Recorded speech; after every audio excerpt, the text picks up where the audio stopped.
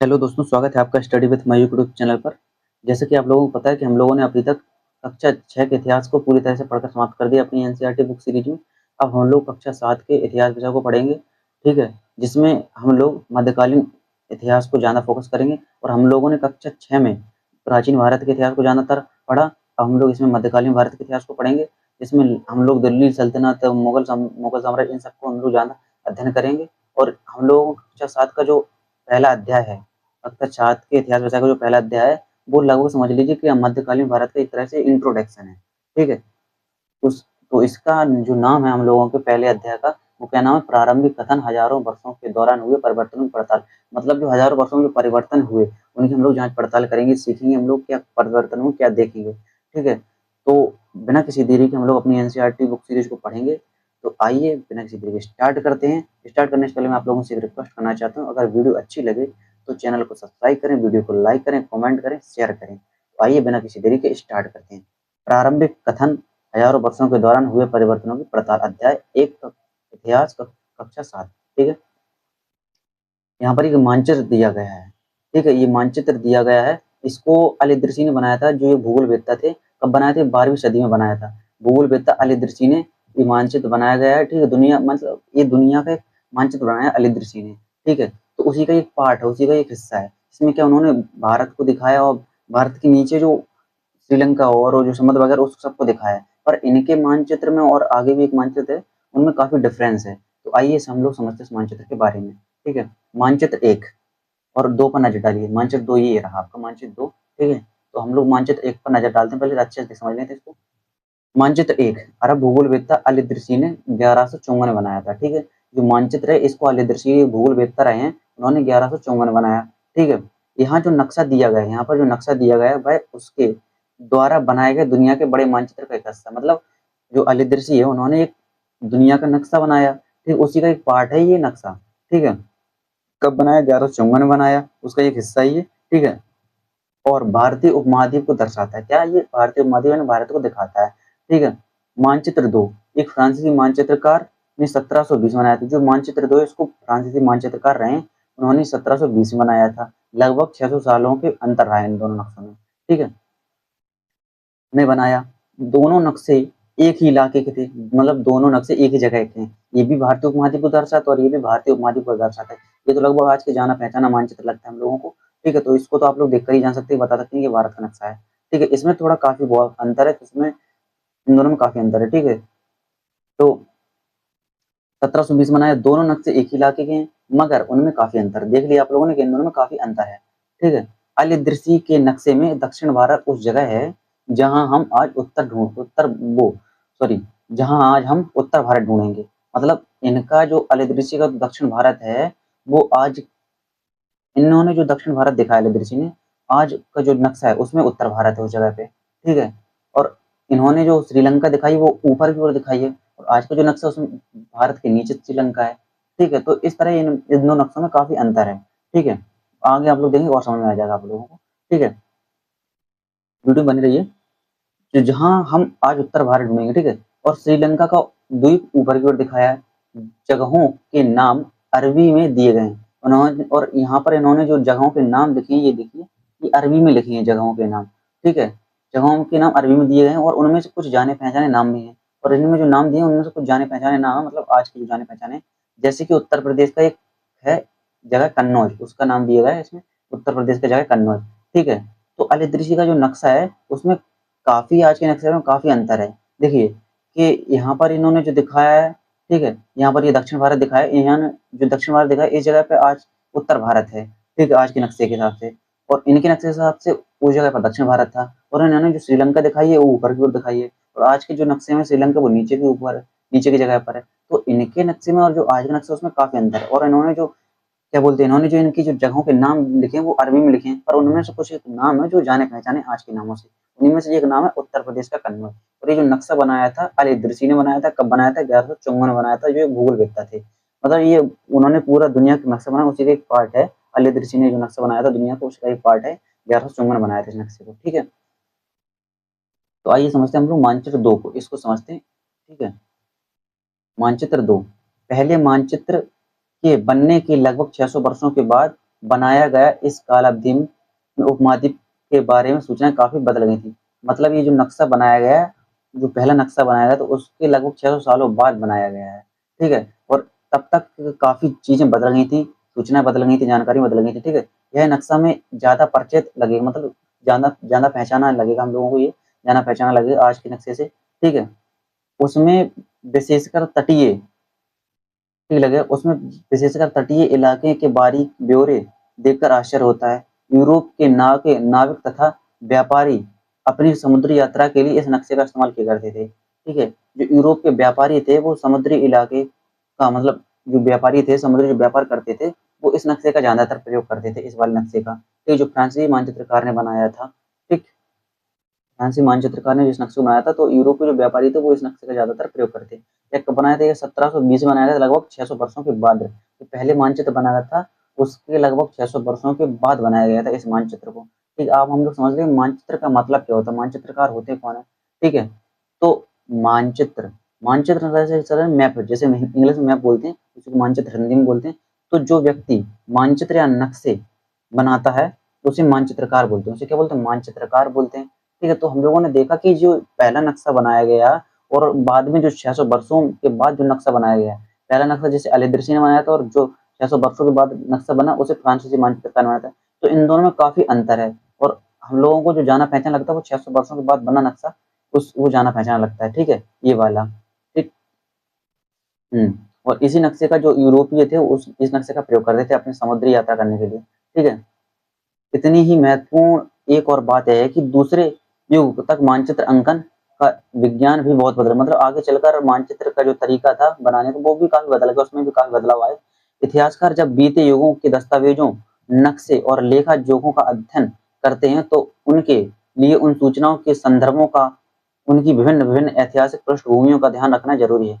मतलब कि जब इतिहासकार जब इतिहास लिखता है तो उस समय, जब जिस समय का वो इतिहास लिख रहा है उस समय की सारी बातों को ध्यान में रखा जाता है कि उस समय की जो पुस्तकें रही उनमें क्या सूचनाएं हैं, उन सबको एकत्रित करके उन सब सूचना निकाली जाती है।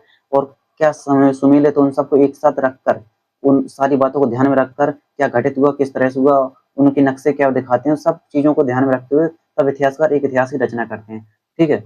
तो वही है कि इतिहासकारों को सारी चीजों को ध्यान में रखना पड़ता है, उस के दस्तावेजों, नक्शों, लेखा जोखों का अध्ययन करते हैं और सभी चीजों को ध्यान में रखते हैं। उस समय की पृष्ठभूमि क्या रही इतिहास की, सबको ध्यान में रखना पड़ता है इतिहासकारों को, ठीक है। नई और पुरानी शब्दावलियां, यानी कि जो नई शब्दावलियां, आज के जो नए शब्द हैं और पुरानी जो शब्द हैं उनकी शब्दावली क्या है, उन सबको हम बारे में हम लोग समझते हैं, आइए, ठीक है।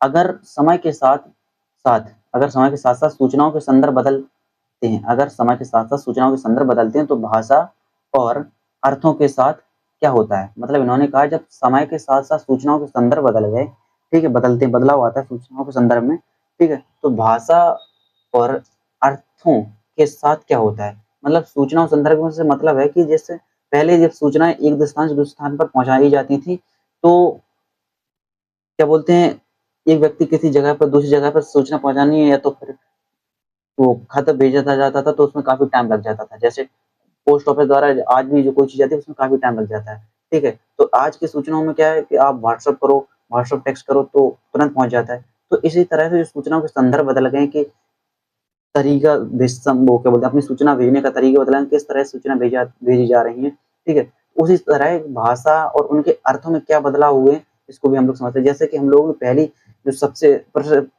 वैदिक काल की भाषा रही है संस्कृत रही है, ठीक है।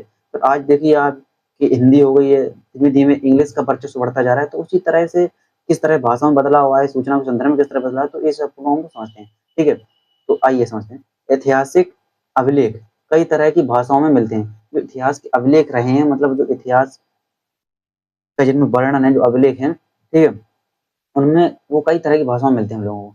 ये भाषाएं भी समय के साथ साथ बहुत बदलती हैं और जो भाषाएं हैं वो समय के साथ समय के साथ काफी बदलती रही। जिस तरह से हम लोगों ने कक्षा 6 के इतिहास में हम लोगों ने पढ़ा था कि जो सिंधु घाटी की सभ्यता की भाषा रही है वो मतलब भाव चित्रात्मक, मतलब उसमें चित्र बने हैं। उसकी जो भाषा है, उसकी जो लिपि है, उसको हम लोगों ने अभी तक पढ़ ही नहीं सके, समझ ही नहीं सके हैं, ठीक है। तो उस तरह धीमे धीमे बदलाव होके आया है, ठीक है।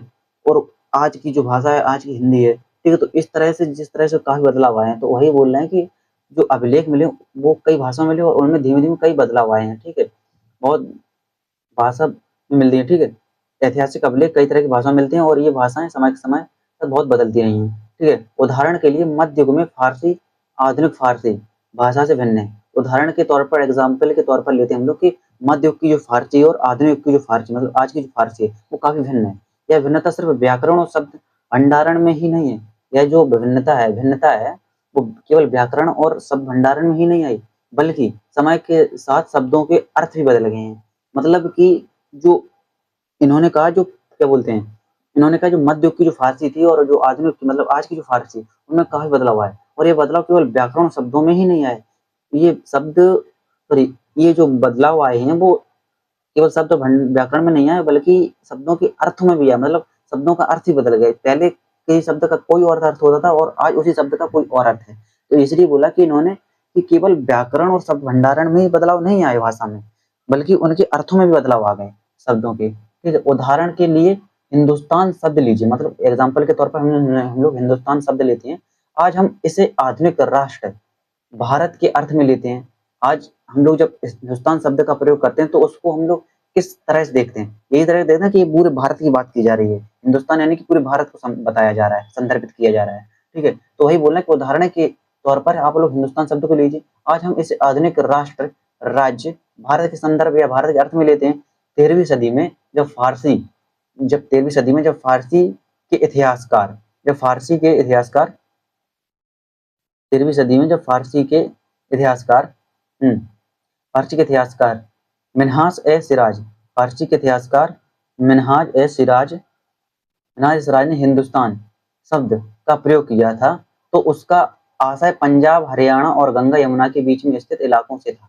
मतलब इन्होंने कहा कि जो 13वीं सदी में जब फारसी के इतिहासकार मतलब मिन्हाज ए सिराज एक 13वीं सदी के इतिहासकार रहे फारसी भाषा के, तो उन्होंने जो हिंदुस्तान शब्द का प्रयोग किया था उन्होंने वो किन किन जगहों के लिए किया था। उन्होंने पंजाब हरियाणा गंगा यमुना के बीच में स्थित जो इलाके हैं, मतलब समझ सकते हैं हम लोग उत्तर भारत के इलाके को एक तरह से इन लोगों ने संदर्भित किया था हिंदुस्तान को। मतलब 13वीं सदी में जो फारसी इतिहासकार रहे हैं मिन्हाज ए सिराज, उन्होंने जो हिंदुस्तान शब्द प्रयोग किया था वो लगभग उत्तर भारत के क्षेत्र को संदर्भित करते हुए किया था, जिसमें पंजाब हरियाणा और गंगा यमुना के क्षेत्र आते हैं, उन सबका आसपास का जो इलाका आता है। ठीक है, उसने इस शब्द का राजनीतिक अर्थ में उसने इस शब्द का राजनीतिक अर्थ में उन इलाकों के लिए इस्तेमाल किया था जो दिल्ली सुल्तान के अधिकार क्षेत्र में थे। मतलब कि जो दिल्ली का जो उस समय सुल्तान था 13वीं सदी में, तो उसके अधिकार में जो क्षेत्र आ रहे थे उसको रखते हुए उसने हिंदुस्तान शब्द का प्रयोग किया था। मतलब कि 13वीं सदी में जो हिंदुस्तान का सुल्तान रहा उसके अधिकार क्षेत्र में जितने जो क्षेत्र आते थे, एरिया आता था, उसको सबको संदर्भित करते हुए एक हिंदुस्तान शब्द का प्रयोग किया था। किसने? फारसी इतिहासकार मिन्हाज ए सिराज ने। ठीक है, फारसी इतिहासकार मिन्हाज ए सिराज ने। ठीक है, तो फारसी इतिहासकार ने मिन्हाज सिराज ने इस शब्द का प्रयोग किया था कहाँ? पंजाब हरियाणा गंगा यमुना के क्षेत्र में स्थित सॉरी उसका आसपास का जो इलाका है इन सबको संदर्भित करते हुए। ठीक है, सल्तनत के प्रसार के साथ साथ इस शब्द के अंतर्गत आने वाले क्षेत्र भी बढ़ते गए। मतलब कि इन्होंने कहा सल्तनत के प्रसार मतलब जब सल्तनत का विस्तार हुआ प्रसार हुआ तो उसके शब्द साथ साथ इसके शब्द के अंतर्गत आने वाले क्षेत्र भी बढ़ गए। मतलब जैसे सल्तनत का विस्तार हुआ, सुल्तान ने कब्जा किया आसपास के क्षेत्र में, तो उस एरिया बढ़ा, तो उस शब्द का उन जगहों के लिए भी प्रयोग होने लगा। ठीक, उस शब्द का उस जगहों के लिए प्रयोग होने लगा।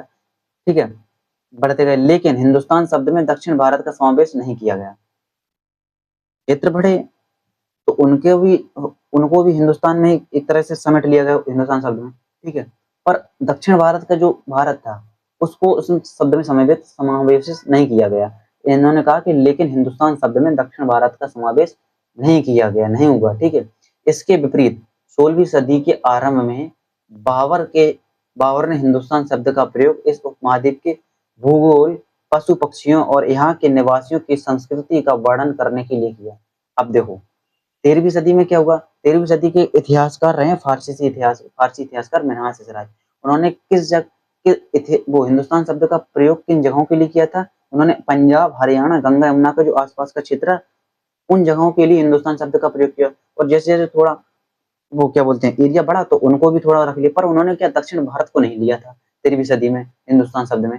पर जब समय बदला और आगे जैसे जैसे चीजें बढ़ती गई चलती गई तो 16वीं सदी आई। 16वीं सदी में क्या हुआ? 16वीं सदी के आरंभ में जो बाबर ने बाबर ने हिंदुस्तान शब्द का प्रयोग किया वो किस लिए किया, पूरे उपमहाद्वीप में किया, पूरा उसका जो भूगोल है उसके लिए किया हिंदुस्तान शब्द का प्रयोग। वहाँ के जो पशु पक्षी संस्कृति निवासी मतलब एक तरह से कहा जाए आज का जो पूरा भारत है, पूरे भारत के लिए हिंदुस्तान शब्द का प्रयोग किया था 16वीं सदी में, किसने, बाबर ने, ठीक है, वर्णन किया। यह प्रयोग 14वीं सदी के कवि अमीर खुसरो द्वारा प्रयुक्त शब्द हिंद के ही कुछ समान है। मतलब जो शब्द है वो 14वीं सदी के कवि रहे हैं अमीर खुसरो, उनके शब्द हिंद के ही कुछ समान लगता है, मतलब एक जैसा लगता है। मगर जहां भारत को एक भौगोलिक मगर जहां भारत को एक भौगोलिक इन्होंने कहा मगर जहां भारत को एक भौगोलिक और सांस्कृतिक तत्व के रूप में पहचाना जा रहा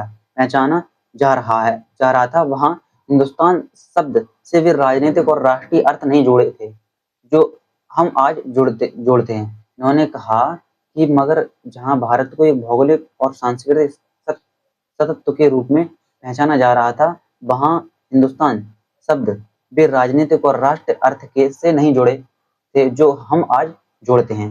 ठीक है, किसी भी शब्द का प्रयोग करने में इतिहासकार को बहुत सावधान रहना चाहिए। मतलब जो इतिहासकार होते हैं उन लोगों को कोई शब्द का प्रयोग करते हैं तो उन लोगों को काफी सावधान रहना चाहिए, क्योंकि अतीत में उन शब्दों के कुछ अलग ही अर्थ थे और उदाहरण के लिए विदेशी जैसा शब्द, सीधा साधा शब्द ही ले लीजिए, मतलब एक विदेशी शब्द लीजिए उदाहरण के तौर पर, ठीक है, विदेशी शब्द हमारे लिए आज इसका अर्थ होता है ऐसा व्यक्ति जो भारतीय ना हो। मतलब हम लोग विदेशी शब्द का प्रयोग करते हैं कि जो भारतीय ना हो, ठीक है। मगर मध्य युग में मानो किसी गांव में आने वाला कोई भी अनजान व्यक्ति जो उस समाज या संस्कृति का अंग ना हो, उसे क्या कहा जाता है, विदेशी कहा जाता है। देखो उन्होंने कहा कि जो इतिहासकार होते हैं, मतलब इतिहासकारों के लिए एक तरह से सुझाव दिया गया, सलाह दी गई है कि जो इतिहासकार हैं उन लोगों को कोई भी शब्द प्रयोग करने के लिए उस शब्द बहुत सावधानी बरतनी चाहिए, क्योंकि उस शब्द का जो अर्थ है, हो सकता है इतिहास में उस शब्द का अर्थ कुछ और रहा हो और आज वर्तमान में उस शब्द का कुछ और अर्थ जा रहा हो।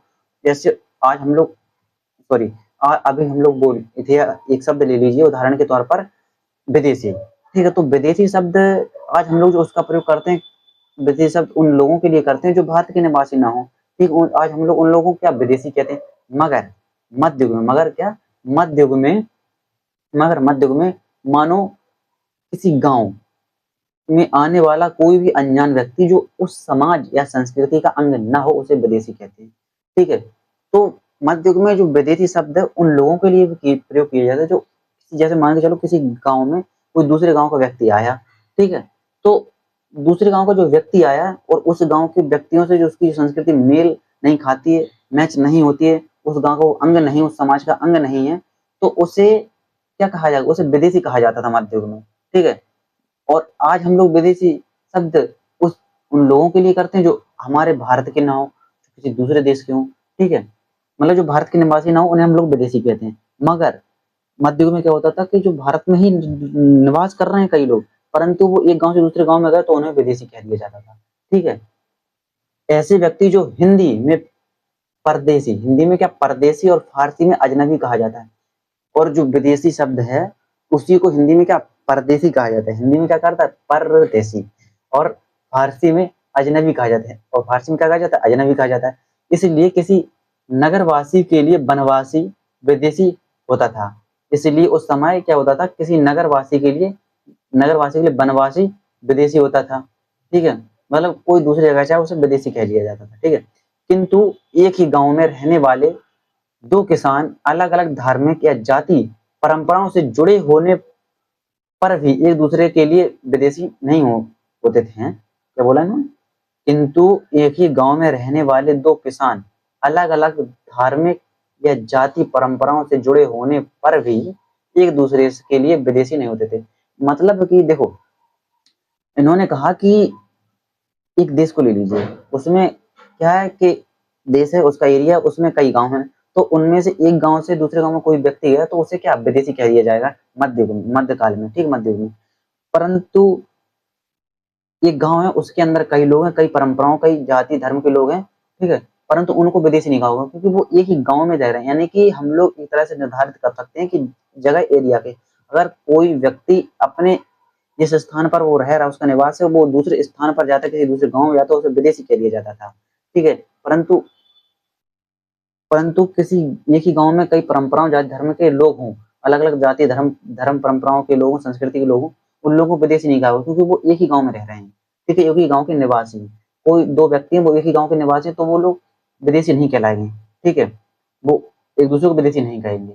परंतु उसी गांव एक गांव में कोई दूसरा व्यक्ति आता है, उसे क्या विदेशी कह दिया जाता था मध्य युग में। ठीक है, तो एक तरह से जो इतिहासकार, उन लोगों को बहुत सावधानी बरतनी चाहिए किसी भी शब्द का प्रयोग करने के लिए, क्योंकि इतिहास में उस शब्द का कोई और अर्थ था और आज वर्तमान में उस शब्द का कोई और अर्थ हो सकता है। जिस उदाहरण के तौर पर हम लोगों ने विदेशी शब्द को समझा। ठीक है, अब आइए समझते हैं इतिहासकार और उनके स्रोत। क्या समझते हैं? इतिहासकार और उनके स्रोत को समझते हैं कि जो इतिहासकार हैं और उनके स्रोत क्या रहे हैं, उन सबको हम लोग बारे में समझते हैं। वीडियो कैसी लग रही हो आप लोग कमेंट में जरूर बताइएगा। ठीक है, आइए समझते हैं। इतिहासकार किस युग का अध्ययन करते हैं और उनकी खोज की प्रकृति क्या है, इसे देखते हुए वे अलग अलग तरह के स्रोतों का सहारा लेते हैं। मतलब कि इतिहासकार किस समय का अध्ययन कर रहे हैं, मतलब किस समय की जानकारी जुटा रहे हैं, किस समय मतलब किस टाइम पीरियड का इतिहास के बारे में जानकारी इकट्ठा कर रहे हैं, उनकी खोज की प्रकृति मतलब क्या खोजना चाह रहे हैं, इसे देखते हुए भी अलग अलग तरह के स्रोतों का सहारा लेते हैं। ठीक है, अलग अलग तरह के स्रोतों का सहारा लेते हैं। उदाहरण के लिए समझ लिए हम लोग, पिछले साल आपने गुप्त वंश के शासकों का और हर्षवर्धन के बारे में पढ़ा। इस पुस्तक में हम मोटे तौर पर 700 से 1750 ईस्वी तक लगभग 1000 वर्षों के बारे में पढ़ेंगे। मतलब पिछले कक्षा में हम लोग कक्षा 6 में पढ़ा कि पिछली कक्षा में हम लोगों को कक्षा 6 में पढ़ा था इतिहास में कि गुप्त वंश और हर्षवर्धन के बारे में पढ़ा था। और अब हम लोग कक्षा 7 के इतिहास में पढ़ेंगे, कक्षा 7 की इतिहास की पुस्तक में पढ़ेंगे ये क्या 700 से 1750 के, मतलब जो हम लोग कक्षा 7 के इतिहास को पढ़ेंगे वो लगभग 1000 साल का जो टाइम पीरियड उनके बीच की जो पूरी घटना घटी उन सबको हम लोग पढ़ेंगे। ठीक है, इस काल के अध्ययन के लिए इतिहासकार जिन स्रोतों का प्रयोग करते हैं, मतलब इस काल का पढ़ने के लिए जो इतिहासकार समझने के लिए इतिहासकार किन चीजों का प्रयोग करते हैं, उनमें आपको बहुत ही बातें ऐसी मिलेंगी जो पिछले युग में वैसी ही चली आ रही हैं, पिछले युग से वैसी ही चली आ रही। मतलब कि हम लोग जो मध्य युग के इतिहास को समझेंगे पढ़ेंगे, उसमें हम लोग पढ़ेंगे कुछ ऐसी चीजें मिलेंगी जो हम लोग पिछली कक्षाओं में भी पढ़कर आए हैं।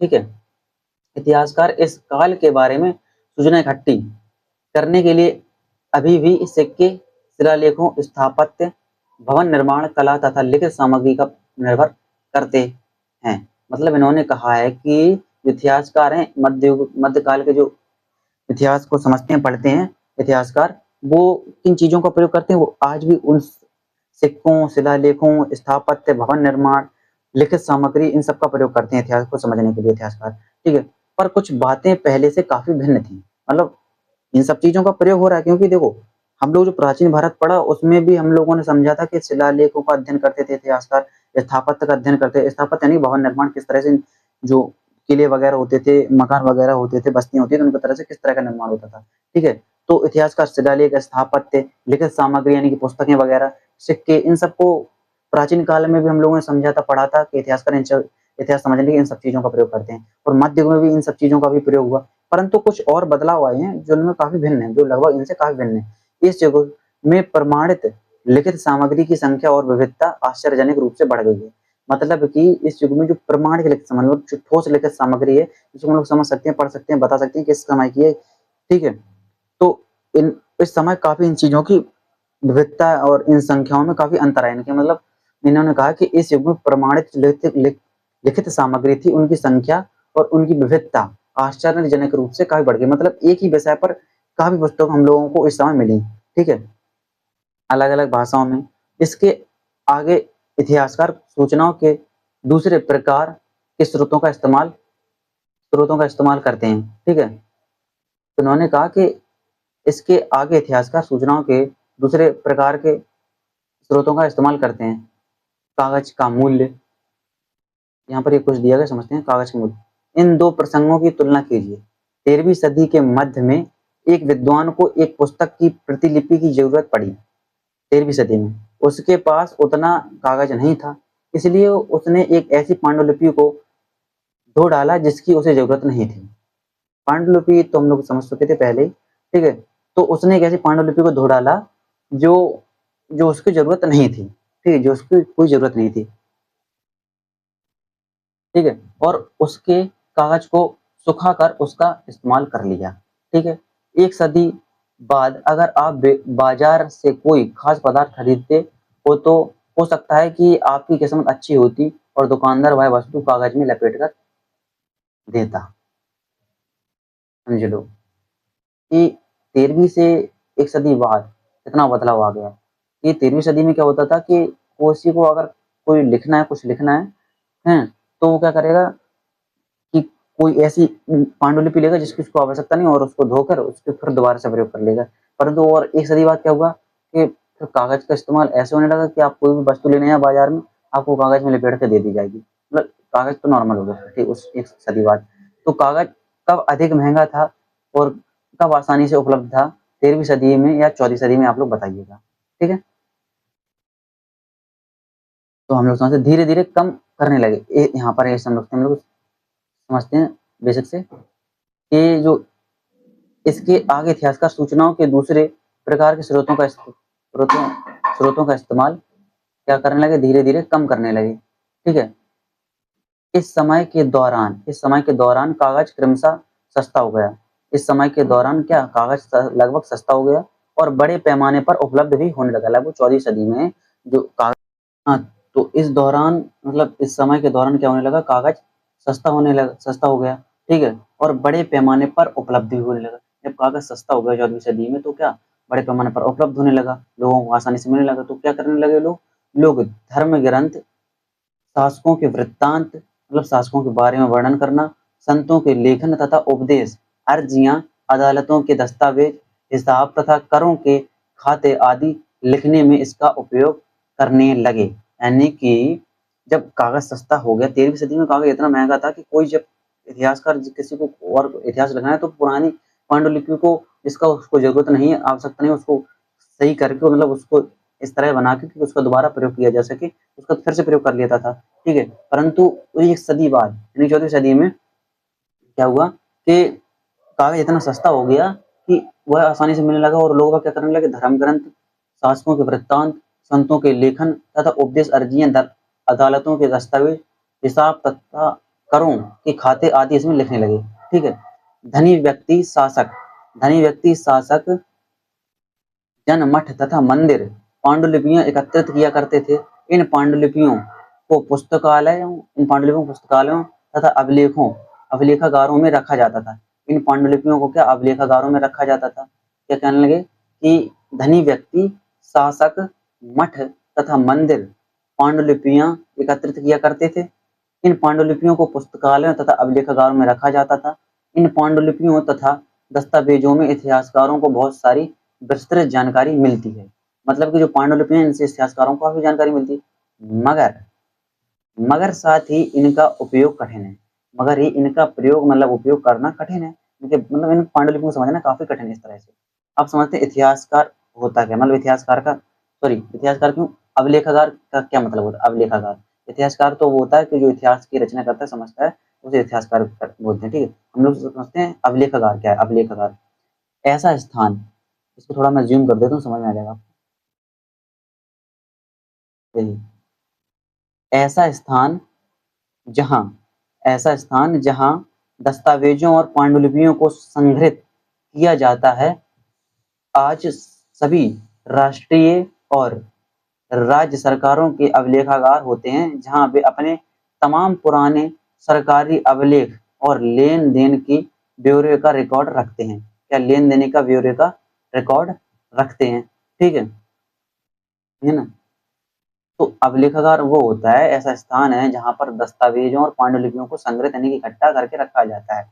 और आज जो सभी राष्ट्रीय और राज्य मतलब सभी देशों में क्या होता है सरकारों के अभिलेखागार होते हैं और जहाँ वे अपने तमाम पुराने सरकारी अभिलेख और लेन-देन के ब्यौरे को इकट्ठा करते हैं, रिकॉर्ड को रखते हैं। ठीक है? आइए हम लोग समझते हैं, इसको सही करते हैं। हुँ, आइए। तो अभिलेखागार हम लोग समझ लिया, ठीक है? इन पांडुलिपियों तथा दस्तावेजों को इतिहास कर बहुत सारी विस्तृत जानकारी मिलती है मगर इनका उपयोग करना कठिन है। ठीक है? तो पांडुलिपियाँ उनको काफ़ी हम लोगों को मिली हैं पर उनका प्रयोग करना काफ़ी कठिन रहा है। ठीक है? उन दिनों छापे खाने तो थे नहीं इसलिए या नकल नकल नवीस हाथ से ही पांडुलिपियों की प्रतिकृति बनाते थे। यानी कि उन्होंने कहा कि उस समय 14वीं सदी में क्या छापे खाने, मतलब जहाँ पर छपाई हो, पेपर छपते हों, ऐसे तो छापे खाने नहीं थे। लेकिन क्या होता था, लिपिक या जो नकल नवीस होते हैं, मतलब नकल करते हैं, ठीक है, सेम टू सेम छाप देते हैं देख कर। हाथ से ही पांडुलिपियों को हाथ से ही पांडुलिपियों की प्रतिकृति बनाई जाती थी। ठीक है।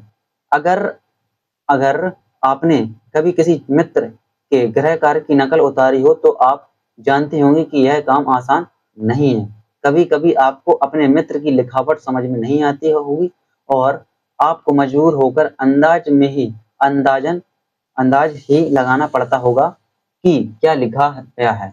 फलस्वरूप आपके लिखे में मित्र के कुछ लिखे हुए से कुछ छोटे-मोटे छोटे-मोटे लेकिन महत्वपूर्ण अंतर आ जाते होंगे। यानी कि इन्होंने कहा है कि जो पांडुलिपि है, जैसे किसी पांडुलिपि की नकल करनी है, तो नकल तो हम लोग कर लेते थे, पर उनमें काफ़ी बदलाव आ जाते थे। कुछ थोड़े-थोड़े काफ़ी बदलाव आ जाते थे उनमें। ठीक है, उसी तरह उस समय छापे-खाने नहीं होते थे, तो क्या होता था, किसी पांडुलिपि की नकल करनी है, तो क्या लिपिक या नकल नवीस होता था, जो पांडुलिपि की प्रतिकृति बनाता था।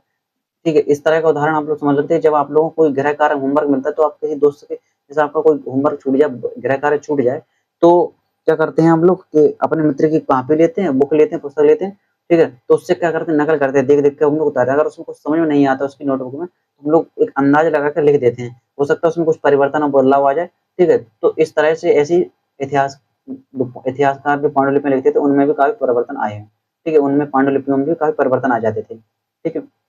नकल करने में। पांडुलिपि की प्रतिलिपि बनाने में भी कुछ कुछ यही होता था। पांडुलिपि की प्रतिलिपि बनाने में भी कुछ-कुछ यही होता था, मतलब उनमें भी कुछ काफ़ी बदलाव, थोड़े-थोड़े बदलाव आ जाते थे। ठीक है? प्रतिलिपियाँ बनाते हुए लिपिक छोटे-छोटे फेर-बदल कर चलते थे। कहीं कोई शब्द, कहीं कोई वाक्य, सदी दर सदी प्रतिलिपियों की भी प्रतिलिपियाँ बनती रहीं और अंततः एक ही मूल ग्रंथ की विभिन्न-विभिन्न प्रतिलिपियाँ एक दूसरे से बहुत ही अलग हो गईं। मतलब यानी कि इन्होंने कहा कि कई सालों तक, कई सदियों तक ऐसी लिपि, सदियों नहीं, कई सालों, कई वर्षों तक ऐसी लिपियाँ बनती रहीं, प्रतिलिपियाँ बनती रहीं एक ही विषय पर, ठीक है? तो उनमें क्या हुआ, कई प्रतिलिपियाँ बनी, तो उनमें थोड़ा-थोड़ा फेर-बदल होते रहे शब्दों का, वाक्यों का, तो उनमें काफ़ी भिन्नताएँ आ गईं, ठीक है? तो एक ही मूल ग्रंथ के विभिन्न-विभिन्न प्रतिलिपियाँ एक दूसरे से बहुत ही अलग हो गईं। इससे बहुत इससे बड़ी गंभीर समस्या उत्पन्न हो गई, क्योंकि आज हमें आज हमें लेखक की मूल पांडुलिपि शायद ही कहीं मिलती है। हमें बाद के लिपिकों द्वारा बनाई गई प्रतिलिपियों पर ही पूरी तरह निर्भर रहना पड़ता है। इसलिए इस बात का अंदाज लगाने के लिए कि मूलतः लेखक ने क्या लिखा था, इतिहासकारों को एक ही ग्रंथ की विभिन्न प्रतिलिपियों का अध्ययन करना पड़ता है। यानी कि इन्होंने बताया कि जो इतिहासकार होते थे, उन्होंने क्या, जब कोई इतिहासकार किसी समय का अध्ययन करता है, तो उस समय की उन्होंने कई पांडुलिपियाँ मिली एक ही विषय पर। तो क्या करते थे, उनको मूल जो लेखक रहा उसने क्या लिखा है उसकी लिपि तो नहीं मिली, पर उसकी जो प्रतिलिपियाँ बनी रही हैं, बाद में जो बनाई हैं, उन एक ही विषय पर कई प्रतिलिपियाँ जो बनाई हैं, उन सबको एक साथ इकट्ठा करके अध्ययन किया। फिर उनसे जो एक तरह से निकला, एक क्या बोलते हैं हम लोग, सारांश निकला, उन्हीं के साथ उन्हीं के अनुसार इतिहास को लिखा गया है। ठीक है? तो इतिहासकार को एक ही ग्रंथ की भिन्न-भिन्न प्रतिलिपियों का अध्ययन करना पड़ता था। ठीक है? कई बार लेखक स्वयं भी समय-समय पर अपने मूल वृत्तांतों में संशोधन करते थे। कई बार जो मूल लेखक होता था, वो भी अपने वृत्तांतों में समय-समय के साथ थोड़ा-थोड़ा परिवर्तन करता रहता था। 14वीं सदी के इतिहासकार जियासुद्दीन बरनी 14वीं सदी के इतिहासकार रहे हैं जियासुद्दीन बरनी ने अपने वृत्तांत पहली बार 1356 में और दूसरी बार इसके 2 वर्षों बाद लिखा। दोनों में अंतर है, लेकिन 1771 तक इतिहासकारों को पहली बार बाल्य वृत्तांत की जानकारी ही नहीं थी। यह पुस्तकालयों के विशाल संग्रहालयों में कहीं दबा पड़ा था। यानी कि जो 14वीं सदी के इतिहासकार रहे हैं जियासुद्दीन बरनी ने अपना जो वृत्तांत लिखा, पहली बार वृत्तांत लिखा 1356 में लिखा और दूसरी बार उन्होंने 2 वर्षों बाद लिखा, उसमें भी काफ़ी और उनमें काफ़ी अंतर हो गए। ठीक है? तो लेकिन 1971 तक इतिहासकारों को पहले जो वृत्तांत लिखा गया था 1356 वाला, वो मिला ही नहीं, उसकी जानकारी ही नहीं थी। यह कहाँ पर था? यह पुस्तकालयों के विशाल संग्रहालय में कहीं दबा पड़ा था। ठीक है? तो इन्होंने बताया कि इस तरह जो हम लोगों ने पढ़ा भी था, जो समरी ये पढ़ी है, तो इसमें बताया गया है कि जो इतिहासकार और उनके स्रोत, मतलब इतिहासकारों के समय के साथ स्रोत बदलते गए इतिहास को अध्ययन करने के, ठीक है। और पांडुलिपियां लिखी गई उनमें भी काफी बदलाव आए, मतलब एक विषय पर कई पांडुलिपियां लिखी लिखी गई है, ठीक है। तो जब एक ही विषय पर कई पांडुलिपियां तो उनमें धीमे धीमे थोड़ा बदलाव आया है। तो इतिहासकारों को जो मूल पांडुलिपि थी वो तो न मिली, और उनके एक ही विषय पर जो कई पांडुलिपियां मिली तो उनको सबको इकट्ठा कर कर एक जो सारांश निकला, उस हिसाब से इन लोगों को, इतिहासकारों को इतिहास लिखना पड़ा, ठीक है। अब लेखकारों को हम लोगों ने समझ लिया, ठीक है। तो वही बताया कि इन्होंने के समय के साथ साथ पांडुलिपि में बदलाव है, तो उसी तरह से हम लोगों को मूल पांडुलिपि न मिलकर एक विषय पर कई पांडुलिपियां मिली, और उन्हीं सबको मिलाकर एक इतिहास की रचना हुई है, ठीक है। आइए हम लोग समझते हैं नई सामाजिक और राजनीतिक समूह। नई सामाजिक और राजनीतिक समूह, ठीक है। सन सन 700 सन 700 और 1750 के बीच के हजारों वर्षों का अध्ययन इतिहासकारों के आगे भारी चुनौती रखता है। मतलब कि जो 700 से 1750 के बीच में जो हजारों वर्षों का जो अध्ययन है, वो इतिहासकारों के सामने एक चुनौती खड़ा होती है, किस तरह का इन समय के अध्ययन किस तरह से किया जाए, इस समय काल का अध्ययन किस तरह से किया जाए। मुख्य रूप से इसलिए भी कि इस पूरे काल में बड़े पैमाने पर और अनेक तरह के परिवर्तन हुए। मतलब इस टाइम पीरियड में 700 से 1750 ईस्वी के बीच में क्या काफी परिवर्तन हुए हैं, ठीक है। बड़े पैमाने पर परिवर्तन आए और अनेक तरह के परिवर्तन हुए। इस काल में अलग अलग समय पर नई प्रौद्योगिकी के दर्शन होते हैं, जैसे सिंचाई में रहट, कताई में खर्चे, और युद्ध में अग्नियास्त्रों यानी कि बारूद वाले हथियार का इस्तेमाल। इस उपमहाद्वीप में नई तरह का खान पान भी आया, आलू, मक्का, मिर्च, चाय और कॉफी कॉफी। ध्यान रहे कि ये तमाम परिवर्तन नई प्रौद्योगिकियां और फसलें उन लोगों के साथ आए जो नए विचार भी लेकर आए थे। परिणाम स्वरूप यह काल आर्थिक, राजनीतिक, सामाजिक और सांस्कृतिक परिवर्तनों का भी काल रहा है। यानी कि जो मध्य काल रहा है वो किन किन परिवर्तनों का काल रहा है? आर्थिक, राजनीतिक, सामाजिक और सांस्कृतिक परिवर्तनों का काल रहा है ये मध्यकाल, ठीक है।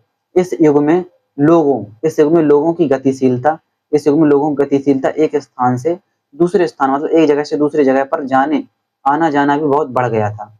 अगवा आबा सॉरी अवसर की तलाश में लोगों के झुंड दूर दूर की यात्राएं करने लगे। इस उपमहाद्वीप में अपार संपदा और अपना भाग्य गढ़ने के लिए अपार संभावनाएं मौजूद थी, ठीक है। इस काल में इस काल में इस काल में जिन समुदायों का महत्व बढ़ा, उनमें से एक समुदाय था राजपूत, जिसका नाम राजपुत्र अर्थात राजा का पुत्र से निकला है। यानी कि इन्होंने बताया कि इस टाइम पीरियड में मध्यकाल में क्या राजनीतिक, सामाजिक, आर्थिक, सांस्कृतिक काफी परिवर्तन हुए, और इसी काल में लोगों का एक जगह से दूसरी जगह पर आना जाना भी काफी बढ़ गया। क्यों बढ़ गया? क्योंकि जो भारत उपमहाद्वीप है उस समय क्या यहाँ पर काफी संपदा थी, ठीक है। और काफी संपदा होने के कारण लोग अपना भाग्य गढ़ने यानी भाग्य बनाने के लिए इस उपमहाद्वीप में आए, और यहाँ के भी कई लोग दूसरी जगहों पर गए, ठीक है। और इसी समय इस काल में जिन समुदायों का महत्व बढ़ा, उनमें से एक समुदाय था राजपूत समुदाय। कौन था? राजपूत समुदाय, जिसका नाम राजपुत्र अर्थात इसका नाम क्या? राजपूत अर्थात राजा का पुत्र से निकला, ठीक है। 18वीं से 14वीं सदी के बीच यह नाम आमतौर पर योद्धाओं के उस समूह के लिए प्रयुक्त होता था जो क्षत्रिय वर्ण के होने का दावा करते थे। यानी कि उन्होंने बताया कि 8वीं से 14वीं सदी के बीच में यह नाम आमतौर पर उन योद्धाओं के लिए या उन समूह के लिए प्रयुक्त होता था जो खुद को क्या क्षत्रिय वर्ण का होने का दावा करते थे, जो खुद को क्षत्रिय कहते थे, ठीक है। राजपूत शब्द के अंतर्गत केवल राजा और सामंत वर्ग ही नहीं बल्कि वे सेनापति और सैनिक भी आते थे। राजपूत शब्द के अंतर्गत केवल राजा और सामंत वर्ग ही नहीं बल्कि वे सैनिक भी आते थे, वे सेनापति और सैनिक भी आते थे जो पूरे उपमहाद्वीप के अलग अलग शासकों की सेनाओं में सेवारत थे, मतलब सेवारत यानी कि सेना में शामिल थे, ठीक है। कवि और चारण राजपूतों की आचार संहिता प्रबल पराक्रम और स्वामी भक्ति का गुणगान करते थे। जो कवि होते थे और जो चारण होते थे वो राजपूतों की आचार संहिता, ठीक है, प्रबल पराक्रम और स्वामी भक्ति का क्या गुणगान करते थे। जो कवि लोग होते थे वो राजाओं के बारे में अच्छी-अच्छी बातें लिखते थे एक तरह से, ठीक है। उनके पराक्रम के बारे में लिखते थे, उनकी आचार संहिता के आचार विचार के बारे में लिखते थे, ठीक है। इस युग में राजनीतिक दृष्टि से महत्व हासिल करने के अवसरों का लाभ मराठा, सिख, जाट, अहोम और काश्त यानी कि मुख्यतः लिपिक और मुंशियों का कार्य करने वाली जाति आदि समूह ने भी उठाया। यानी कि इन्होंने कहा कि इस युग में राजनीतिक दृष्टि से महत्व हासिल करने के लिए, ठीक है, मतलब राजनीतिक क्षेत्र में अपना वर्चस्व बढ़ाने के लिए इस काल में किन-किन ने अवसरों का लाभ उठाया? मराठाओं ने, सिख ने, जाट ने, अहोम और काश्त। मुख्यतः काश्त इन्हें बोलते थे जो लिपिक और मुंशी का कार्य करते थे, ठीक है। आदि समूह ने भी उठाया। इस पूरे काल के दौरान क्रमशः जंगलों की कटाई हो रही थी। इस पूरे काल के दौरान क्रमशः जंगलों की कटाई हो रही थी और खेती का इलाका बढ़ रहा था। मतलब मध्यकाल के ही समय 14वीं सदी के समय ही क्या हुआ कि जंगलों को काफी कटाई होने लगी और खेती का विस्तार होने लगा, ठीक है। खेती के इलाकों को बढ़ने लगा, इलाके में विस्तार हुआ, ठीक है। कुछ क्षेत्रों में यह परिवर्तन अन्य क्षेत्रों की अपेक्षा अधिक तेजी से और पूरे तौर पर हुआ। यानी कि इन्होंने बताया कि कुछ क्षेत्रों में जो परिवर्तन अन्य क्षेत्रों की अपेक्षा अधिक तेजी से और पूरे तौर पर हुआ, ठीक है। पर्यावास पर्यावास में परिवर्तन के कारण कई वनवासियों को मजबूर होकर अपना स्थान छोड़ना पड़ा या छोड़कर जाना पड़ा, ठीक है। पर्यावास का पहले हम लोग शब्द का अर्थ समझ लेते हैं कि पर्यावास का मतलब क्या होता है। थोड़ा इसको जूम कर दें।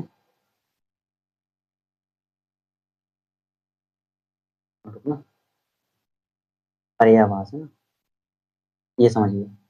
पर्यावास इसका तात्पर्य किसी भी क्षेत्र के पर्यावरण और वहां के रहने वाले लोगों की सामाजिक और आर्थिक जीवन शैली से, मतलब पर्यावास का मतलब है कि वहां पर जो लोग बाग रह रहे हैं वहां का जो पर्यावरण है और लोग बाग रह रहे हैं उनकी जो सामाजिक आर्थिक स्थिति और जीवन शैली क्या है उस सबको मिलाकर पर्यावास कहा गया है। यानी कि इसका तात्पर्य किसी भी क्षेत्र के पर्यावरण और वहां के रहने वाले लोगों की सामाजिक और आर्थिक जीवन शैली से है, ठीक। किस तरह की उनकी सामाजिक और आर्थिक जीवन शैली है वहां पर रहने वाले लोगों की किस स्थान पर वहां का जो पर्यावरण है, ठीक है, उसको पर्यावास कहा जाता है, ठीक। अब इसको सही कर दें। ठीक है। पर्यावास में परिवर्तन के कारण कई वनवासियों को मजबूर होकर अपना स्थान छोड़ना पड़ा। कुछ और वनवासी जमीन की जुताई करने लगे और कृषक बन गए। मतलब कुछ लोगों ने स्थान छोड़ दिया और कई लोग वहीं पर बसे रहे और वो लोग क्या वनवासी क्या बन गए, जमीन की जुताई करने लगे, कृषक बन गए। कृषकों के ये नए समूह क्षेत्रीय बाजार, मुखियाओं, पुजारियों, मठों और मंदिरों से प्रभावित होने लगे। वे बड़े और जटिल समाजों के अंग बन गए। उन्हें कर चुकाने पड़ते थे और स्थानीय मालिक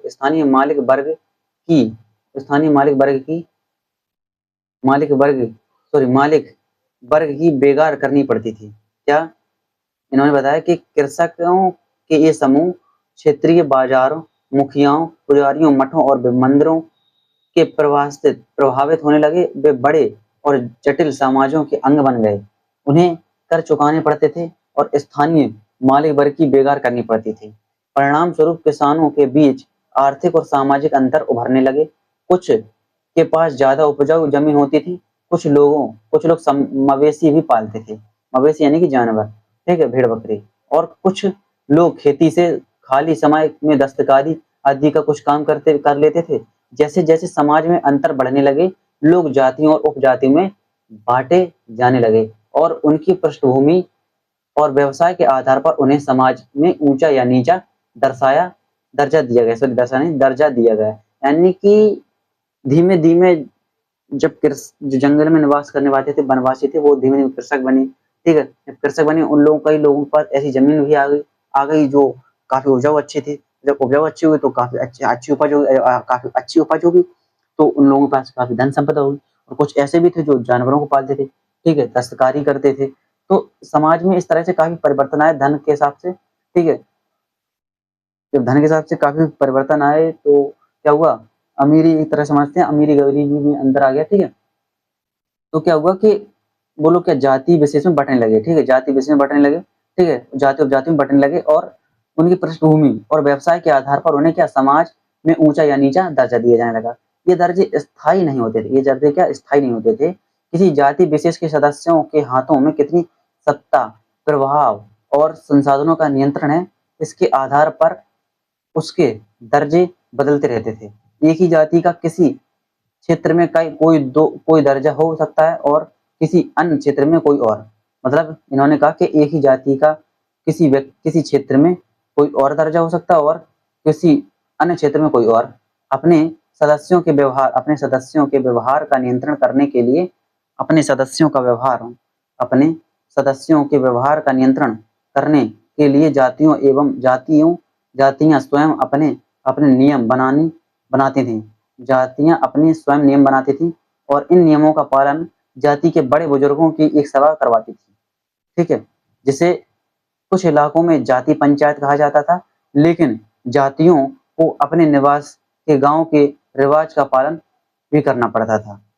इसके अलावा कई गाँवों पर मुखियाओं का शासन होता था। मिल मिलाकर वे किसी राज्य की एक छोटी इकाई का भर भी होती थी। मतलब भर होती थी यानी कि भाग होती थी। देखो इन्होंने कहा कि अपने सदस्यों के व्यवहार का नियंत्रण करने के लिए जातियाँ स्वयं अपने नियमों अपने अपने नियम बनाती थी और इन नियमों का पालन कौन कर रहा था? बड़े बुजुर्गों की सभा करवाती थी, ठीक है? जिसे कुछ इलाकों में क्या जाति पंचायत कहा जाता था, लेकिन जातियों को अपने निवास के गाँव के रिवाजों का पालन भी करना पड़ता था और इसके अलावा कई गाँवों में मुखिया का शासन होता था। मिल मिलाकर वे किसी राज्य की एक छोटी इकाई भर होते थे, ठीक है? यानी कि हम लोगों ने इसमें समझा कि धीमे-धीमे जो वनवासी लोग होते हैं, जो वन में रहते थे, जंगलों में रहते थे, वो धीमे-धीमे कृषक बन गए। कृषक बने, उन लोगों में काफ़ी परिवर्तन आए धन संपदा को लेकर। ठीक, किसी जमीन उपजाऊ काफ़ी रही तो काफ़ी धन संपदा आई, ठीक है? तो जब काफ़ी धन संपदा आई तो एक तरह से समझ सकते हैं कि समाज में जाति बनने लगी। कोई ऊँची जाति में, कोई नीची जाति है, इस तरह से काफ़ी भेदभाव होने लगे, ठीक है? तो जो जातियाँ बनी, ठीक है? जातियाँ बनी तो जातियों को सँभालने के लिए जब समूह पूरी जातियों में बन गया, तो उनको सँभालने के लिए कोई नियम बनाए गए, उनको नियंत्रण व्यवहार बनाए गए, ठीक है? तो नियम बनाए, उनको जो नियमों को पालन करवाता था, वो जातियों का एक समूह यानी कि लोग करवाते थे, बुजुर्ग लोग, ठीक है? तो उन्हें क्या जाति पंचायत कहा जाता था और जाति पंचायतों का कई इलाकों में सॉरी कई गाँवों पर भी उन मुखियाओं का शासन होता था। एक तरह से कह सकते हैं कि जाति पंचायत वो किसी राज्य की एक छोटी इकाई है, ठीक है? क्षेत्र और साम्राज्य, आइए समझते हैं क्षेत्र और साम्राज्य को। चोल अध्याय 2, तुगलक अध्याय 3 या मुगल अध्याय 4 जैसे बड़े-बड़े राज्यों के अंतर्गत कई सारे क्षेत्र आ जाते हैं। मतलब कि हम लोग चोलों के बारे में, तुगलकों के बारे में और मुगलों के बारे में अध्याय 2, 3, 4 में पढ़ेंगे, ठीक है? बड़े-बड़े राज्यों के अंतर्गत कई सारे क्षेत्र आ जाते थे।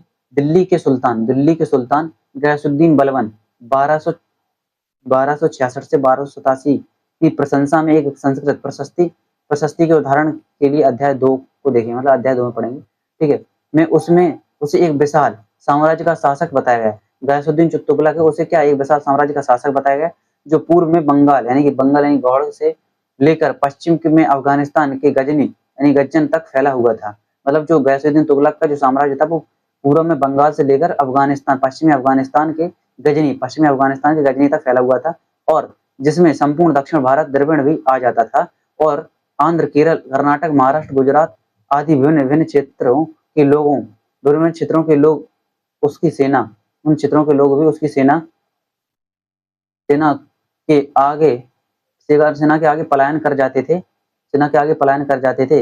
इतिहासकार विजय अभियान इन इन दावों को अतिशयोक्तिपूर्ण मानते हैं।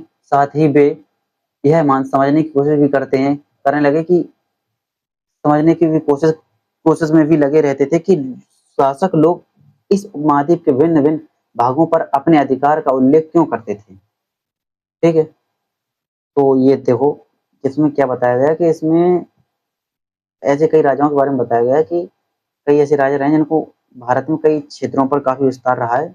एरियाओं पर कब्जा रहा है। इनमें से गयासुद्दीन बलबन रहा है, जिसका शासनकाल रहा है 1266 से 1287। प्रशंसा एक संस्कृति प्रशस्ति लिखी है, ठीक है, उसके बारे में हम लोग अध्याय 2 में पढ़ेंगे।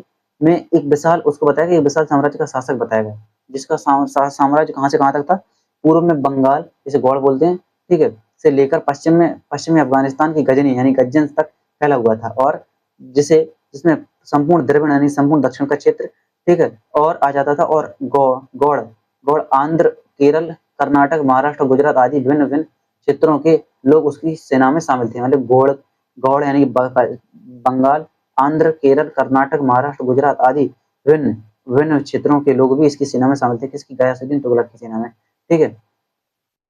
मानचित्र 3 मिस्र की सियासुद्दीन उमरी द्वारा रचित। ये मानचित्र बनाया सियासुद्दीन उमरी ने, ठीक है, द्वारा रचित है, ठीक है, रचित मसालिक अल अवर की मामलिक अल अमर के अनुसार मोहम्मद तुगलक के राज्यकाल में दिल्ली सल्तनत के अंतर्गत आने वाले प्रांत, मतलब यानी मोहम्मद तुगलक है, मोहम्मद बिन तुगलक उसके साम्राज्य दिल्ली सल्तनत उसके समय काल के समय राज्यकाल के समय दिल्ली सल्तनत के अंतर्गत आने वाले जो क्षेत्र हैं मोहम्मद तुगलक के, ठीक है, ये रहे। सिविस्तान सिविस्तान उच्च मुल्तान सिविस्तान उच्च मुल्तान, कलानौर, लाहौर, समाना, सरस्वती, कुरहाम, हांसी, दिल्ली, बदायूं, कन्नौज, कड़ा, अवध, बिहार, लखनौती, जाजनगर, मालवा, गुजरात, देवगिरी, तेलंगाना, तेलंग, द्वार, समुद्र, मावार, ये सब इस नक्शे में दिए गए हैं। किस काल के समय है? किसके काल के समय? किसके राज्यकाल के समय? मोहम्मद तुगलक के, ठीक है। ये जो चित्र बना है मिस्र के सियासुद्दीन उमरी द्वारा ये रचित है, ठीक है। अब समझते हैं हम लोग भाषा तथा चित्र। क्या भाषा तथा चित्र को हम लोग समझते हैं, ठीक है। सन 1318 में कवि अमीर खुसरो ने ये इस बात पर गौर किया कि इस देश के हर क्षेत्र की एक अलग भाषा है। सिंधी, लाहौरी, कश्मीरी, द्वार समुद्री यानी दक्षिण कर्नाटक में, तेलांगी आंध्र प्रदेश में, गुजरी यानी गुजरात में, और मवारी यानी कि तमिलनाडु में, गौड़ यानी बंगाल में, अवधी यानी कि पूर्वी उत्तर प्रदेश में, और हिंदवी यानी कि दिल्ली के आसपास के क्षेत्र में। अमीर खुसरो ने आगे बताया कि इन भाषाओं में के विपरीत एक भाषा संस्कृत भी है, जो किसी क्षेत्र विशेष की भाषा नहीं है। यह एक प्राचीन भाषा है जिसे केवल ब्राह्मण जानते हैं, आम जनता नहीं। अमीर खुसरो द्वारा उल्लेखित भाषाओं की एक सूची बनाइए, और एक सूची उन भाषाओं के नामों की बनाइए जो उनके द्वारा उल्लेखित क्षेत्रों में आज बोली जाती है। जो नाम एक से हैं उन्हें रेखांकित कीजिए, और जो नाम भिन्न हैं उनके चारों ओर घेरा कीजिए, ठीक है। मतलब अमीर खुसरो ने गौर किया कि इस क्षेत्र में कई भाषाएं भारत के, और उनमें से एक भाषा भी एक संस्कृत है, जो किसी क्षेत्र विशेष की भाषा नहीं बल्कि वो एक ऐसी भाषा है कि जैसे केवल ब्राह्मण ही जानते हैं, ठीक है। तो हम लोग आगे समझते हैं। तो क्या है यहाँ पे, तो क्या बताया था कि इतिहासकार विजय अभियान के इन दावों को अतिशयोक्तिपूर्ण मानते हैं। साथ ही वे यह समझने की भी कोशिश में लगे रहते हैं कि शासक लोग इस उपमहाद्वीप के भिन्न भिन्न भागों पर अपने अधिकार का उल्लेख क्यों करते थे। सन 700 तक कई क्षेत्रों के अपने अपने भौगोलिक आयाम तय हो चुके थे। सन 700 तक कई क्षेत्रों के अपने अपने भौगोलिक आयाम तय हो चुके थे, और उनकी अपनी भाषा तथा संस्कृति विशेषताएं स्पष्ट हो गई थी, ठीक है। अध्याय 7 में आपको इनके बारे में और अधिक जानकारी मिलेगी। ये क्षेत्र के सन 700 तक कई क्षेत्रों के अपने अपने भौगोलिक आयाम तय हो चुके थे, और उनकी अपनी भाषा तथा संस्कृति विशेषताएं स्पष्ट हो चुकी थी। ये क्षेत्र विशेष शासक राजवंशों से भी जुड़े थे। ये जो क्षेत्र थे विशेष शासक राजवंशों से भी जुड़े थे। इन राज्यों के बीच काफी टकराहटें चलती रही थी। कभी कभी चोल, खिलजी, तुगलक और मुगल जैसे राजवंश अनेक क्षेत्रों में फैला एक विशाल साम्राज्य भी खड़ा कर लेते थे। ये सभी साम्राज्य समान रूप से स्थिर या सफल नहीं हो पाते थे। ठीक है, 18वीं सदी में मुगल वंश पतन के ढलान पर था। 18वीं सदी में मुगल वंश पतन के ढलान पर था।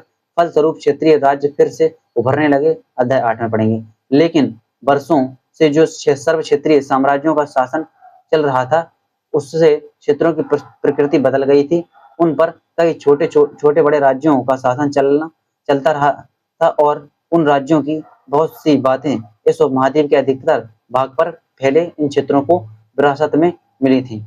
इस तथ्य को पता हमें कई परंपराओं से लगता है जो इन क्षेत्रों के उभरी थी, जो इन क्षेत्रों में उभरी थी। इन परंपराओं में कुछ एक दूसरे से भिन्न और कुछ एक दूसरे समान। ऐसी परंपरा हमें प्रशासन, अर्थव्यवस्था के प्रबंधन, उच्च संस्कृति तथा भाषा के संदर्भ में मिलती हैं। सन 700 से 1750 के बीच के 1000 वर्षों में इन विभिन्न क्षेत्रों की प्रकृति एक दूसरे से टकराकर अलग-अलग नहीं पनपी थी। हालांकि उनके चरित्र की अपनी विशेषताएं बनी रही थी, मगर समन्वय की सर्व क्षेत्रीय ताकतों का प्रभाव भी उन पर पड़ा था।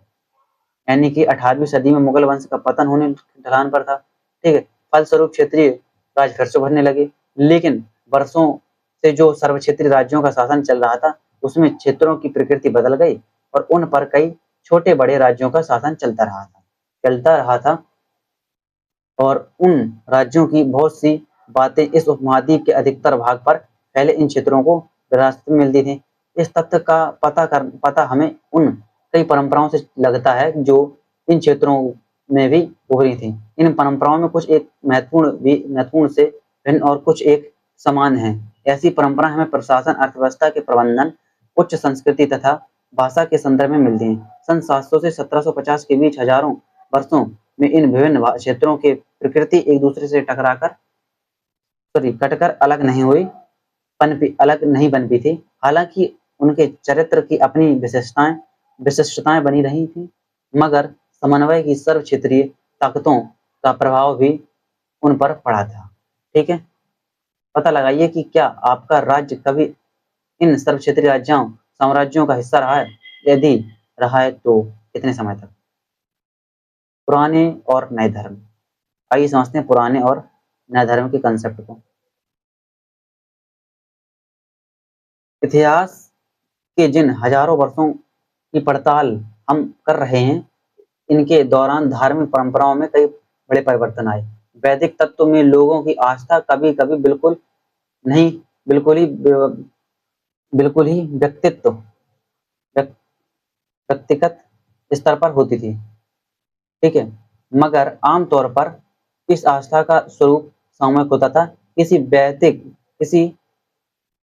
दैविक तत्व में सामूहिक आस्था यानी धर्म प्रायः स्थानीय समुदायों के सामाजिक और आर्थिक संगठन से संबंधित होती थी।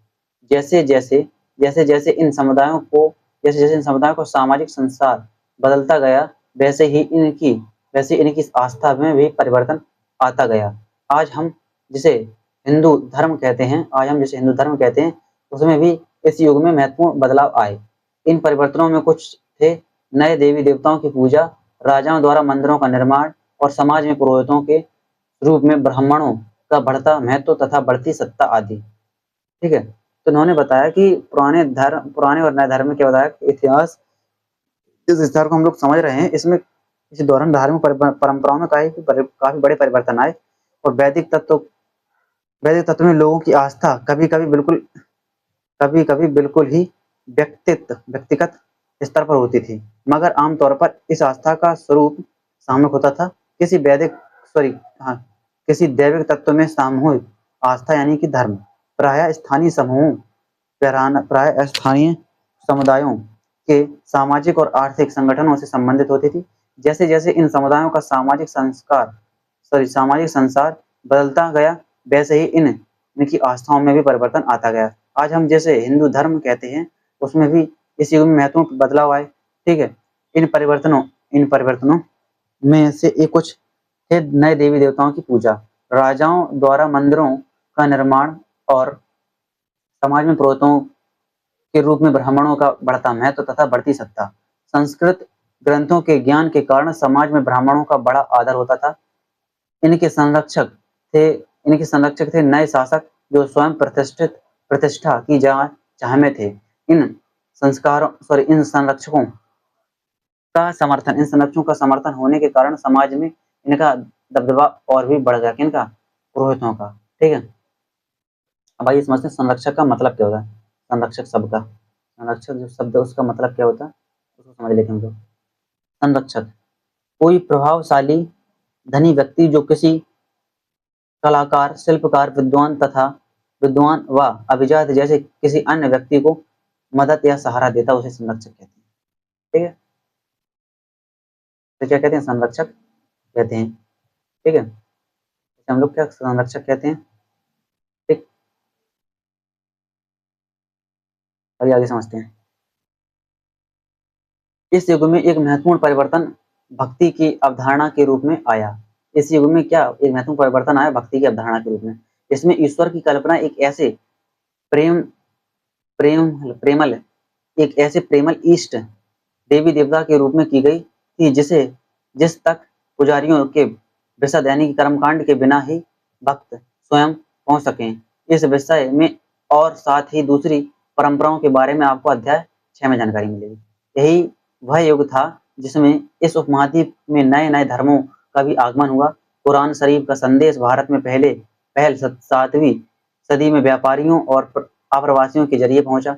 मुसलमान कुरान शरीफ को अपना धर्म ग्रंथ मानते हैं, लेकिन ईश्वर अल्लाह की सत्ता को स्वीकार करते हैं। इसका प्रेम, करुणा और उदारता अपने में आस्था रखने वाले हर व्यक्ति को गले लगाता है, चाहे उस व्यक्ति की सामाजिक पृष्ठभूमि कुछ भी रही हो।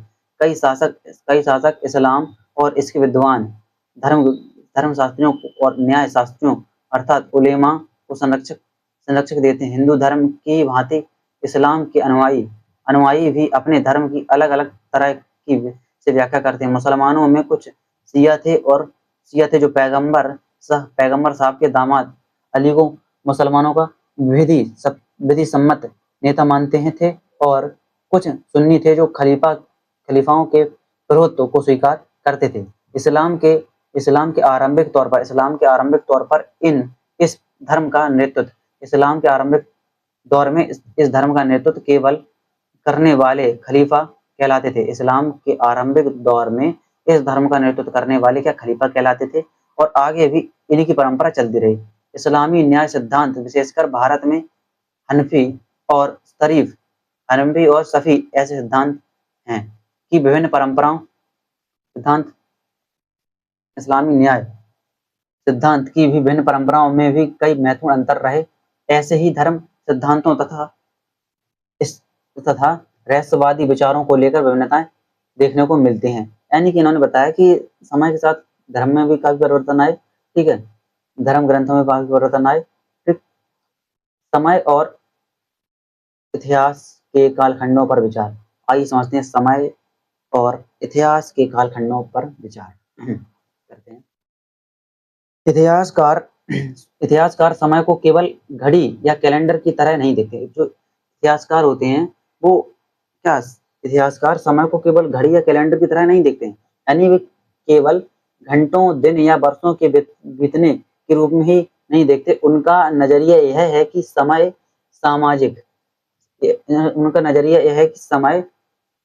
सामाजिक और आर्थिक संगठन में आने वाले परिवर्तनों को झलकाता है। यह दिखलाता है कि विचारों और विश्वासों में कितना स्थायित्व रहा है और कितना परिवर्तन आया है। यदि अतीत को समान विशेषता रखने वाले कुछ बड़े हिस्सों, युगों या कालों में बांट दिया जाए तो समय का अध्ययन कुछ आसान हो सकता है। 19वीं सदी के मध्य में अंग्रेज इतिहासकारों ने भारत के इतिहास को 3 युगों में बांटा था। 19वीं सदी के मध्य में अंग्रेज इतिहासकारों ने भारत के इतिहास को 3 युगों में बांटा था, हिंदू, मुस्लिम और ब्रिटिश। यह विभाजन इस विचार पर आधारित था कि शासकों का धर्म ही एकमात्र महत्वपूर्ण ऐतिहासिक परिवर्तन होता था। क्या था? इतिहास इस विचार पर आधारित था कि अंग्रेज इतिहासकारों ने जो इतिहास को बांटा था 3 में, हिंदू, मुस्लिम और ब्रिटिश। यह विभाजन इस विचार पर आधारित था कि शासकों का धर्म ही एकमात्र महत्वपूर्ण ऐतिहासिक परिवर्तन होता था, और अर्थव्यवस्था, समाज और संस्कृति में और कोई भी महत्वपूर्ण बदलाव नहीं आता था।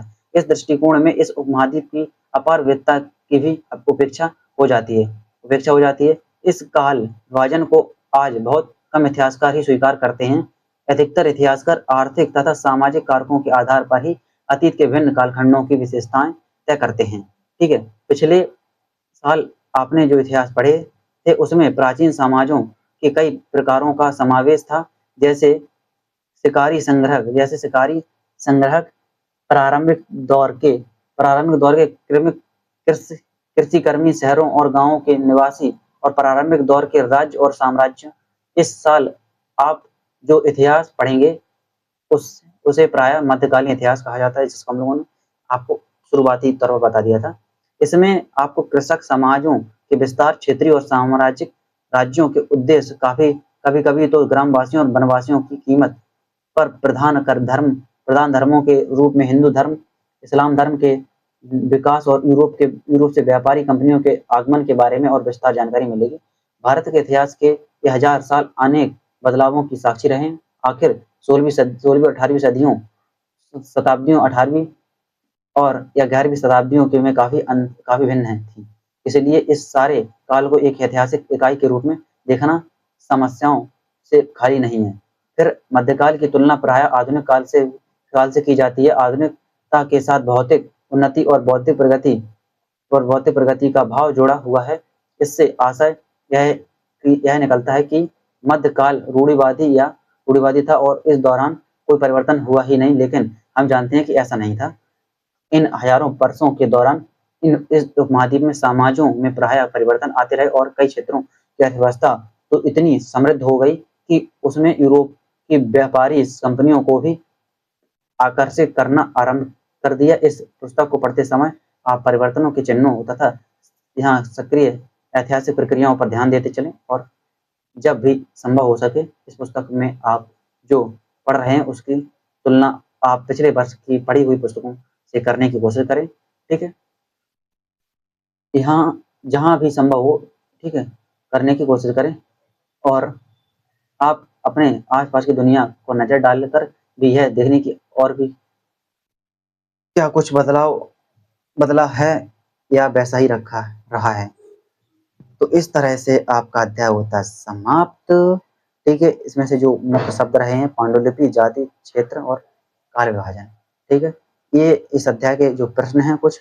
ठीक है, हम लोगों ने ये अध्याय पढ़कर समाप्त कर दिया। इस अध्याय के जो प्रश्न है इसको आप लोग हल कर लीजिएगा, समझ लीजिएगा, ठीक है, अच्छे से। तो इस अध्याय में हम लोगों ने एक तरह से मध्यकाल के इतिहास का इंट्रोडक्शन यानी कि आप हम लोग समझते हैं इंट्रोडक्शन हम लोगों ने समझा मध्यकाल के इतिहास का। ठीक है, शुरुआती के इतिहास, मध्यकाल के इतिहास को हम लोग पढ़ेंगे इस अध्याय में हम लोगों ने समझा। ठीक है, कि किन किन चीजों को हम लोग ज्यादा फोकस करेंगे। ठीक है, तो इस काल में हम लोगों ने काफी चीज समझ ली। तो इस अध्याय को हम लोग एक तरह से देख सकते हैं कि मध्यकाल का ये इंट्रोडक्शन रहा है। ठीक है, मध्यकाल के इतिहास का जो भारत का इतिहास रहा है मध्यकाल का, उसका एक तरह से इंट्रोडक्शन है। ठीक है, किस तरह से परिवर्तन आए, क्या क्या परिवर्तन हुए, उन सब की छोटी सी एक झलक हम लोगों ने देख ली इस अध्याय में। कक्षा 7 के इतिहास विषय के पहले अध्याय को हम लोगों ने आज पढ़कर समाप्त कर दिया। तो आपका ये अध्याय पढ़ आज होता है समाप्त। तो वीडियो अच्छी लगे तो वीडियो को लाइक करें, कमेंट करें, चैनल को सब्सक्राइब जरूर कर लें, क्योंकि हम लोग अपनी एनसीईआरटी बुक सीरीज को पूरी तरह कंप्लीट करेंगे। ठीक है, अभी तक हम लोगों ने अपनी एनसीईआरटी बुक सीरीज में कक्षा 6 के इतिहास विषय को पूरी तरह से पढ़ लिया है। अब हम लोग कक्षा 7 के इतिहास को पढ़ रहे हैं। ठीक है, ऐसे ही हम लोग आगे कक्षा 8 के इतिहास को पढ़ेंगे, फिर पॉलिटिकल साइंस, फिर भूगोल, ऐसे हम लोग सब कुछ पूरी लगभग एनसीईआरटी बुक सीरीज में हम लोग इतिहास, राजनीति विज्ञान, भूगोल, इकोनॉमिक्स, इन सब का अध्ययन करेंगे। ठीक है, जो आपकी कॉम्पिटिटिव एग्जाम की परीक्षाओं को देखते हुए काफी महत्वपूर्ण हो जाएंगे, तो काफी आपको सहायता मिलेगी इनसे। ठीक है, क्योंकि जीएस का जो बेस होता है वो एनसीईआरटी पुस्तकें ही होती हैं। ठीक है, तो वीडियो अच्छी लगे तो वीडियो को लाइक करें, कमेंट करें, शेयर करें और चैनल को सब्सक्राइब जरूर कर लें। बेल आइकन जरूर दबा दें, जिससे वीडियो टाइम टू टाइम आने वाली आपको नोटिफिकेशन मिलती रहे। और वीडियो वीडियो वीडियो आपकी लगभग बुधवार या फिर गुरुवार को आएगी या फिर सोमवार या मंगलवार को आएगी। इन दिनों के बीच में आपकी वीडियो अपलोड होती है। ठीक है, तो वीडियो पसंद आई लाइक करें और इस तरह से हम लोग का अध्याय होता है समाप्त। तो पढ़ते रहिए, खुश रहिए, मस्त रहिए। जय हिंद।